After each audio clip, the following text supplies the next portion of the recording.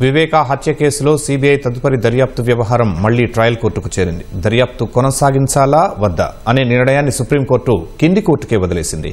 ఈ మేరకు పిటిషన్ వేసేందుకు సునీతకు అవకాశం ఇచ్చిన సర్వోన్నత న్యాయస్థానం 8 వారాల్లోగా నిర్ణయం తీసుకోవాలని ట్రయల్ కోర్టుకు గడువు నిర్దేశించింది.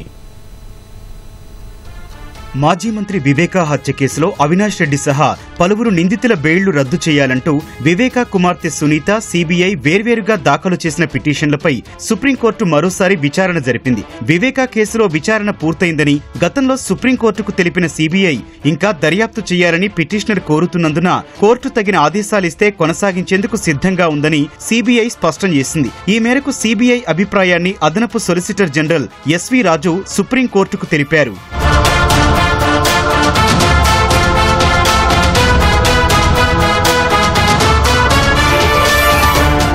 మరోవైపు వివేకా హత్య కేసులో నాటకీయ పరిణామాలు, తదనంతరం విచారణ సాగిన తీరును సునీత తరపు న్యాయవాది సిద్ధార్థ లూథ్రా కోర్టుకు వివరించారు. వివేకా గుండెపోటుతో మరణించినట్లు ఆయన వద్ద చాలా కాలం పాటు పీఏగా పనిచేసిన ఎంవి కృష్ణారెడ్డి మొదట చెప్పారని లూథ్రా వివరించారు. ఆ తర్వాత హత్య జరిగినట్లు చెప్పారని పేర్కొన్నారు. అప్పుడు ప్రభుత్వం సిట్ ఏర్పాటు చేసిందని, ఆ తర్వాత 90 రోజుల్లో ప్రభుత్వం మారిపోయిందని వివరించారు.